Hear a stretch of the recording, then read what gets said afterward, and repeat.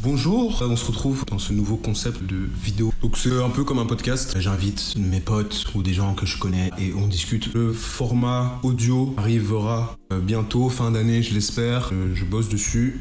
Voilà. Donc là je suis avec Teddy, mon meilleur ami, mon frère. Teddy les gars, comme il a dit, je suis son meilleur ami. On a grandi ensemble, on a fait de la musique ensemble, on a fait tout. Et voilà, il m'a invité sur son podcast, moi ça me fait plaisir. J'ai jamais fait de trucs comme ça. Et on adore parler lui et moi. Je me suis dit que c'est cool de partager ça avec d'autres humains, donc c'est un plaisir bro. Plaisir partagé. Maintenant on se retrouve pour discuter de la fameuse question: à qui donner sa confiance convenablement. Je pense que c'est un sujet qui est vaste. C'est quoi la confiance? C'est quoi une personne de confiance? C'est pour ça qu'on voulait... Tout le monde, surtout les jeunes, en vrai. Exactement. Surtout dans la jeunesse et surtout même dans la construction de soi, c'est important, je pense. Et donc voilà, c'était la question qu'on s'est posée aujourd'hui. Pour toi, à qui donner sa confiance convenablement? À qui donner sa confiance? L'idée, c'est déjà que sa confiance, ça importe beaucoup. C'est pas quelque chose qu'on donne comme ça. Souvent dans la jeunesse, on est entouré de gens et comme on est parfois seul, on a ce besoin de plaire, ce besoin d'être accepté. Donc ça peut arriver de facilement la donner, mais il faut déjà partir du principe que c'est quelque chose de très... qui a de la valeur. Valeur. C'est une forme de bien-être.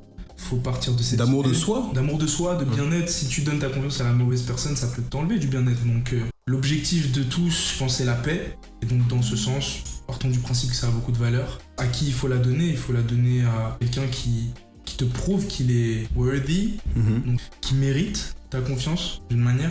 Tu dois voir comment il agit avec les autres, comment il a agi par le passé avec toi, par le peu de temps que tu as eu avec cette personne, si c'est nouveau, le long temps si c'est ancien, c'est-à-dire que tu l'analyses au début. Il y a une période de jugement qui est simple, un jugement en mode lui c'est un comme ça, parce que faut apprendre une personne, à connaître une personne, mais de l'analyse des actions de quelqu'un, l'analyse de la bonté de quelqu'un.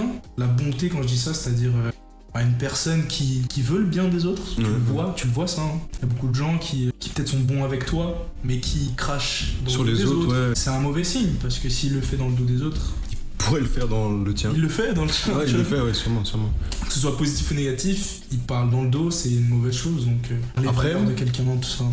Je pense aussi que une personne à qui on peut faire confiance, c'est pas un ange. Ça doit pas être quelqu'un de 100% positif. On reste des humains et on reste des êtres complexes avec nos émotions, imparfaits.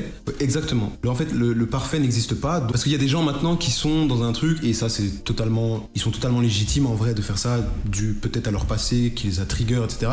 Mais dès qu'ils voient une chose qui leur plaise pas chez quelqu'un, c'est en mode, la confiance là, un peu brisée. Ça dépend des cas, mais je pense pas que c'est la meilleure façon de faire confiance à quelqu'un, parce que justement tu te bases sur un moment figé dans le temps et pas réellement sur toute la timeline, tu vois ce que je veux dire. Et donc en vrai, faire confiance, oui, ta confiance ne doit pas forcément partir à la moindre petite erreur que la personne puisse te faire ou puisse commettre, parce que du coup là justement je pense que ne plus donner sa confiance rapidement, je pense que c'est un synonyme de mal-être aussi en soi, tu vois. De trauma, etc. De peur. En fait, un truc qui va être important, c'est de ne pas laisser sa peur nous guider, parce que la peur est synonyme de refermement. Je pense qu'il faut rester ouvert, justement, même dans cette analyse. Mais même dans la peur, il faut rester ouvert, en fait. Même si t'as peur, t'as capté? Il faut l'utiliser positivement et pas comme quelque chose qui te ferme, mais plutôt comme quelque chose qui t'ouvre à la curiosité intelligente de l'autre. Vraiment apprendre à connaître quelqu'un, comme t'as dit, on est imparfait. C'est-à-dire que même nos amis sont très imparfaits. On a tous des défauts et il faut savoir qui on veut accepter autour de nous. Ouais, de ouf, c'est ça. Et donc c'est là où on sait à qui on fait confiance, on sait à qui on fait pas confiance, c'est si on est capable de les accepter. Et donc c'est ne pas se mentir à soi-même dans il fait ça, mais il va arrêter, parce que ça c'est déjà une très mauvaise chose à se dire, que la personne qu'on aime ou à laquelle on tient va totalement changer. Il faut qu'elle te prouve qu'elle va changer. Parce qu'il y a aussi, dans la confiance, il y a les erreurs. C'est pas parce que tu fais confiance à quelqu'un que cette personne ne va pas fauter.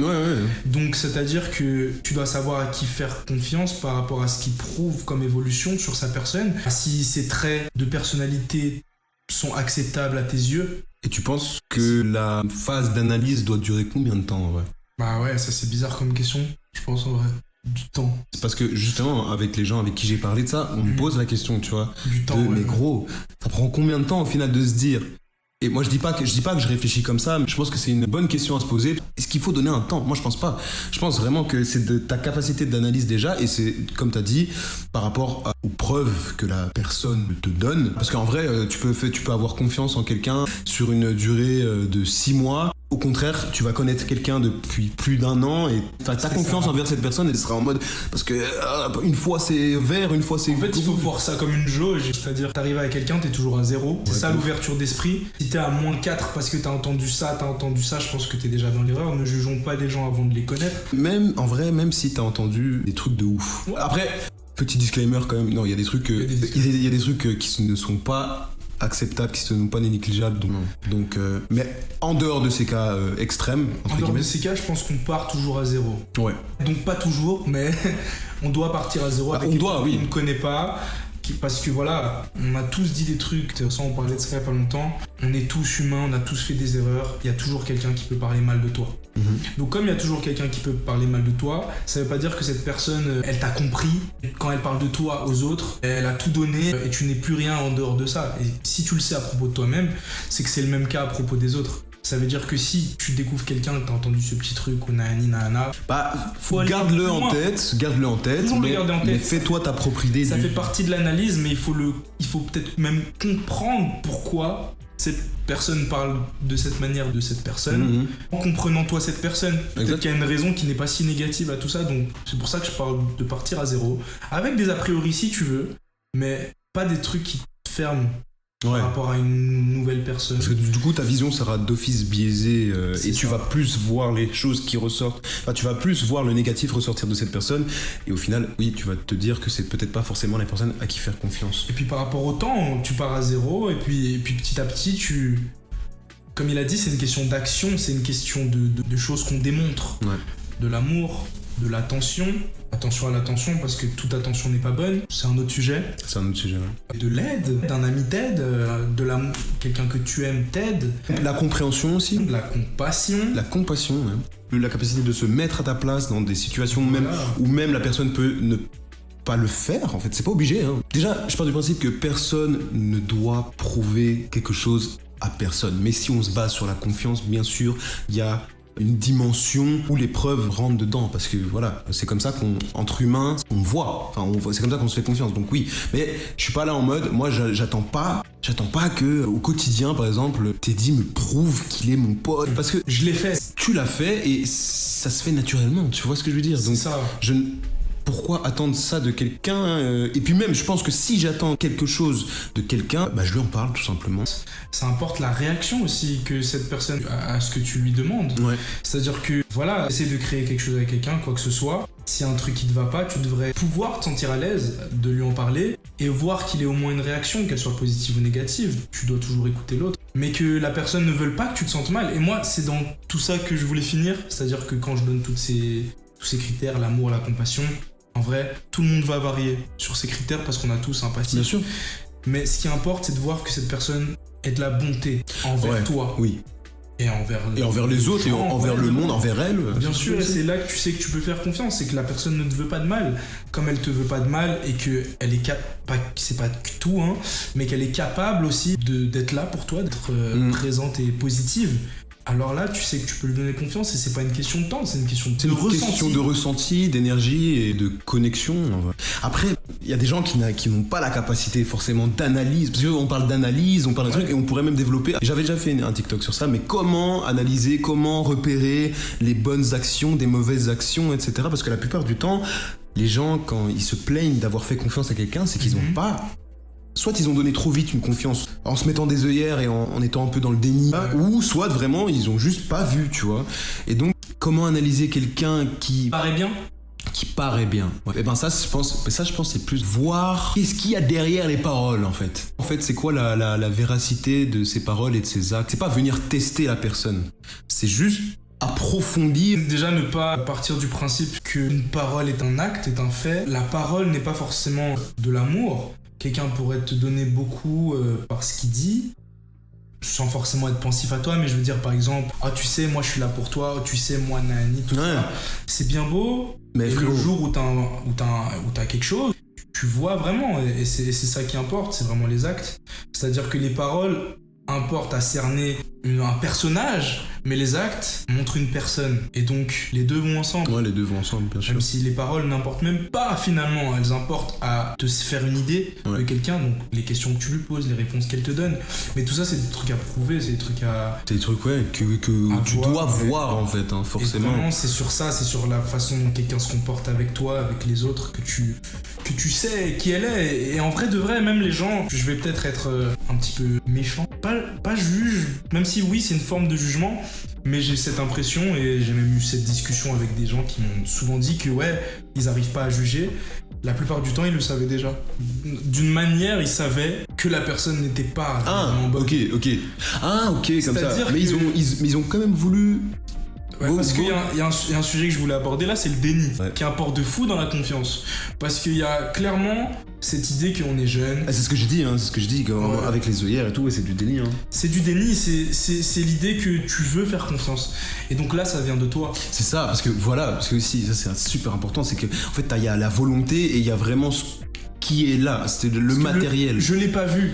Si tu me racontes une histoire et que moi, dans ton histoire, je le vois, c'est pas parce que je suis plus capable que toi, je pense pas que ce soit le cas. Non, c'est parce qu'il y a pas de volonté de vouloir faire confiance automatiquement. C'est-à-dire, ok, c'est de la nuance en fait, c'est nuancé. Et c'est là qu'un truc qui importe vraiment au début d'une relation, surtout au début, je dis bien au début, parce que tu peux vite tomber amoureux. Que ce soit dans l'amitié, l'amour, n'importe quoi. Je dis tomber amoureux parce que c'est le moment où c'est fini. Tu as accepté cette personne autour de toi, tu lui fais confiance en fait. Et à ce moment-là, c'est pas totalement fini, hein. C'est jamais totalement fini, on a toujours ce choix, mais c'est plus compliqué. C'est-à-dire qu'au début, il y a vraiment une fiche à écrire limite. T'as pas besoin d'écrire, mais voir les qualités et les défauts d'une personne et voir si c'est acceptable pour toi. Et au niveau de tes limites. Tes limites, ta perception. Nous, on peut pas te donner les limites, tu vois. On te donne les nôtres depuis le début, en vrai, d'une manière. Mais en vrai de vrai, on te les donne pas vraiment. Non. Genre, chacun... Alors déjà, on n'a pas la prétention de le faire, et de deux, c'est pas le but. On est tous différents, bro. À la fin, on est des milliers, des milliards à avoir des visions différentes. Donc, moi, j'ai mes limites. Toi, derrière ton écran, t'as des limites totalement différentes. Donc, analyse. Et quand t'analyses et que tu te trompes, c'est ok aussi, tu vois, en mode... C'est ok aussi, t'as pas fauté, hein, c'est pas quelque chose... Voilà, là, déjà... Avoir fait confiance à la mauvaise personne, c'est pas quelque chose de grave, tu vois, c'est que ça peut être quelque chose de grave si c'est répétitif et que si ça t'apporte d'autres problèmes à côté, par exemple problèmes mentaux, problèmes relationnels, problèmes émotionnels, etc. Faut pas s'auto-flageller, faut pas ressentir une culpabilité envers soi, parce que déjà la culpabilité pour des choses qui ne sont pas réellement si graves que ça, c'est-à-dire que t'es pas fautif d'avoir donné ta confiance à quelqu'un, mais parce que en fait la culpabilité quand tu vas rentrer dans cette culpabilité-là, en fait, au final, tu vas voir noir. Peut-être aussi que tu vas répéter ce schéma, en fait, parce que bloqué dans la culpabilité, tu ne vas pas être plutôt dans l'acceptation du fait que, ok, j'ai pas réussi, j'ai donné ma confiance où je devais pas, et donc voilà, j'accepte. Mais si je suis dans l'acceptation de la situation et de mes sentiments par rapport à ça, je peux être dans l'acceptation que ça puisse changer. Apprendre. De ses erreurs. C'est apprendre de ses erreurs, de toute façon. Mais donc, c'est pour ça que je dis que, bon, la culpabilité, tu peux l'avoir, mais ça ne servira à rien de toute manière. Et je dis ça parce que moi, je suis quelqu'un qui ressent beaucoup de culpabilité, je pense, sur beaucoup de choses. Beaucoup sur mes erreurs, parce que j'essaye d'être quelqu'un de foncièrement bien. Et voilà, mais bon, après, ça arrive. Comme on a dit, on est des humains. Moi, je pense que même dans... C'est un processus. C'est ça, c'est un processus. Et même dans notre relation à nous deux, et je pense qu'il y a des moments, il y a des fois où on a déçu l'autre. Mais ce qui a fait qu'on est toujours là ensemble, c'est que il y a toujours eu de la compréhension, il y a toujours eu de la communication, il y a toujours eu... La confiance, finalement. Bah ouais, c'est ça. Un exemple, si tu fautes envers moi et que je le conçois, je le comprends, je pourrais mieux te pardonner. Parce que j'ai confiance en la personne que tu es et en les efforts que tu mets dans notre relation, dans tes relations. Et donc, c'est de là que vient ma confiance en toi. C'est ce que tu m'as prouvé jusqu'à maintenant. Ouais, ça importe, tu vois, ça importe de fou. Ça importe de fou. C'est bien de se sentir à l'aise avec des humains, finalement, parce que en tant que jeune, il y a beaucoup de jeunes qui ont des amis, tes potes, des connaissances. partout. Même parfois trop. Trop, hein. Sans juger, juste en mode beaucoup de gens, beaucoup. Mais en mode en vrai de vrai, y a personne avec qui tu te sens totalement à l'aise. Safe, ouais. Tu vois. Et ça, c'est quelque chose qui est très dommage. En vrai, je trouve ça triste. Parce que du coup, quel est l'intérêt, tu vois? Quel est l'intérêt? Moi, je préfère être seul qu'elle m'accompagner. C'est la phrase la plus dingue, mais en même temps, c'est la phrase la plus... Bah justement, l'intérêt vrai à dire sur cette situation, c'est que... Bah, l'intérêt sur ça, c'est que les gens qui sont dans cette situation-là, c'est que c'est des gens qui ne sont... qui dans le déni, justement, tu vois, dans le déni, je pense, de leurs propres émotions, dans le déni de leur propre situation. Et je pense que c'est juste de la fuite, au final. Hein. Je suis entouré, mais individuellement, je me sens pas compris, etc. Mais en vrai, quand tu penses même à ce genre de mentalité, pour eux, c'est même pas grave, puisqu'ils se posent même pas de la question de se dire, est-ce que, au final, je me sens bien et intégré dans ce groupe de gens ou avec ces gens-là, puisque eux-mêmes sont dans le déni de leurs propres émotions, tu vois. C'est sûr. Donc, ce cas, je pense qu'il y a plusieurs cas, mais il y a ce cas qui... Oui, non, mais là, je parle dans dans les cas que j'ai vus et remarqué le plus, avec qui j'ai parlé, etc. Okay. La plupart du temps, c'est ça, mais je dis pas que... Non, après, bien... Moi, je pense que ça part toujours d'un déni. Parce que moi, je pars toujours du principe que si t'es bien avec tes potes, t'as pas besoin forcément d'avoir 1000... Tu peux avoir ton groupe d'amis proches, et tu peux connaître beaucoup de gens, mais je te parle des gens vraiment qui vagabondent, qui sont avec du monde à un nain. Je pense que c'est que du déni, gros. C'est pas en mode... Donc la vérité, c'est que pour savoir à qui faire confiance, il faut déjà savoir comment faire confiance. Enfin, c'est ce qu'on essaie d'aborder. Ouais. Mais le déni a vraiment une grande place dans le manque de savoir-faire sur ce point. Ouais. Donc parfois, t'as l'impression de pas savoir le faire, mais finalement, tu t'empêches, tu t'auto-sabotes. Ouais, tu t'auto-sabotes, c'est dans cette idée que tu veux juste des gens autour de toi et t'aimerais faire confiance, mais tu cherches pas à faire les sacrifices nécessaires pour faire confiance. C'est-à-dire que tu vas pas couper les gens avec qui tu te sens pas que tu puisses faire confiance. Donc finalement, tu n'aides pas ta cause. Donc si tu veux aider ta cause, même si c'est cru, en vrai, la manière dont je parle, je suis quelqu'un de cru, je pense, et je pense que Slowly aussi. Du coup, c'est peut-être pour ça qu'on dirait que je parle de cette manière. Là, je trouve pas que t'as été cru, en vrai. Peut-être pour les gens qui vont regarder cette vidéo, peut-être notre manière de... Mais je pense pas qu'on est cru, gros. C'est pour dire en mode le déni, vraiment. Mais le déni, vraiment, c'est un truc, ouais, vraiment, lâche ça. Lâche ça. Ça va être baisé. Ouais. Et... Ouais, c'est de l'auto-sabotage, donc... Après, c'est plus facile à dire qu'à faire, parce que le déni, déjà... C'est un travail. C'est un travail. On remarque beaucoup plus souvent qu'on a été dans le déni par rapport à une situation. Mais quand t'es dans le déni, justement, c'est le but du déni, t'es là en mode... Tu le sais pas. Ou alors, tu peux en fait savoir que t'es dans le déni, mais alors il faut être tellement honnête avec toi-même. Et ça, c'est possible, mais comme t'as dit, ça demande du travail. Et de l'analyse de toi-même. Parce que dans la confiance, on parle de l'analyse de l'autre. Mais il y a l'analyse de soi qui est le premier travail. Et c'est le premier travail dans toute relation. C'est soi, c'est le soi. De ouf. Ta relation avec toi. De ouf. Donc savoir pourquoi tu fais les mêmes erreurs encore et encore, ça vient pas des autres. Et en plus tu auras confiance en toi, plus tu sauras analyser à qui tu dois faire confiance. Parce que plus tu as confiance en toi, plus tu te connais, plus tu sais comment tu marches, etc. Donc ça veut dire, plus tu sais comment tu marches, plus tu sais quelles sont tes limites, qu'est-ce que tu n'acceptes pas ou qu'est-ce que tu acceptes. Et donc tout ça va entraîner le fait que au final tes relations vont mieux se passer et que tu sauras à qui réellement faire confiance. Parce qu'en vrai, à qui réellement faire confiance convenablement, c'est une question super large et je pense qu'il ne peut pas forcément être répondu. C'est au cas par cas. D'une manière, mais c'est du cas par cas, mais il y a même des règles. Oui, comme on a dit, c'est quelqu'un qui doit te prouver les choses, c'est quelqu'un qui doit être dans la compréhension. Vous devez être pas forcément sur la même longueur d'onde, mais je pense sur la même direction. Tu vois, vers le même point. Par exemple, oui, ok, on est des artistes, ça veut dire qu'on a un entourage assez artistique, mais j'aime des gens qui ne sont pas du tout dans l'art. J'ai donné ma confiance à des gens qui sont pas dans ce truc-là, etc. Mais pourtant, ça n'empêche pas qu'il y ait de la compréhension, qu'il y ait de l'amour, qu'il y ait de ce truc-là. Tu vois, c'est ça, tu vois. Donc, t'es pas forcément obligé d'être en concordance avec quelqu'un pour lui faire confiance. En fait, on en revient toujours au même. Hein. Quand on fait confiance aux mauvaises personnes, ça vient d'une forme de déni. Ma conclusion à moi. J'aimerais juste ajouter un truc avant de faire la conclusion. J'aimerais vraiment appuyer sur cette idée de rester ouvert. Bien sûr. J'aime beaucoup cette idée parce que je le vois beaucoup autour de moi, que ce soit des jeunes, souvent on est des gens des adultes âgés en vrai, qui se sont fermés à l'autre par mal-être, par peur. Et oui, peur de recommencement de choses qui se sont passées par avant.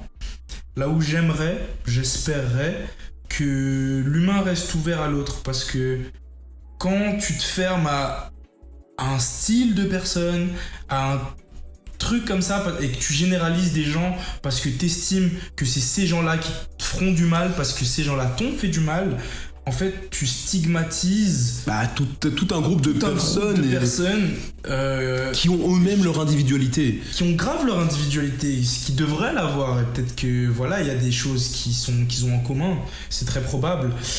Mais j'aime pas cette idée de me fermer à un groupe de personnes. Je trouve ça. Quel mot je pourrais utiliser C'est ridicule, moi je dirais. Mais la vie de ma mère, gros. C'est ridicule de penser comme ça parce que. Mais en tout cas, tu laisses la peur prendre le dessus sur toi. Et c'est dommage. En tout cas, si c'est pas ridicule, c'est dommage, tu vois. Dommage, ouais, ouais. Je te laisse faire du coup ta conclusion. Du coup, ma conclusion, c'est qu'en gros, analyse bien, essaie de voir les choses telles qu'elles sont, ne sois pas dans le déni. Soit dans le love. Soit dans le love, dans l'acceptation de l'autre et de ses défauts et de son entièreté. Et juste fais attention à toi. Fais attention à tes limites, à te poser des questions de ce que tu acceptes ou ce que tu n'acceptes pas, ou ce qui est acceptable dans une relation, quelle qu'elle soit. Respecte-toi. Respecte-toi, et voilà, et ne sois pas dans le déni, s'il te plaît. S'il vous plaît, vous, moi, donc, nous tous. Ça part de ta relation avec toi-même. Respecte-toi, aime-toi. Choisis d'avoir des valeurs et de t'entourer de gens qui ont des valeurs qui t'animent. En vrai, c'est le bon mot. C'est même pas qui te ressemblent. Elles ont pas besoin de te ressembler. Elles ont besoin de t'animer. Elles ont besoin de te faire croire en la vie, croire en l'humain. C'est important. C'est ce qui te rend heureux, en vrai. On a tous une vie dure. Je pense qu'aujourd'hui, il y a peu de gens qui ont une vie facile. Donc, on aimerait que quand on soit lié avec des gens, donc le sujet même, la confiance, quand on est lié avec un humain, on s'y sente bien. Et ça importe. Voilà. Ça importe beaucoup plus que on peut penser. Ouais. Genre, c'est pas juste je l'accepte donc c'est ok. C'est bien de ça, mais il faut savoir où chacun a sa place.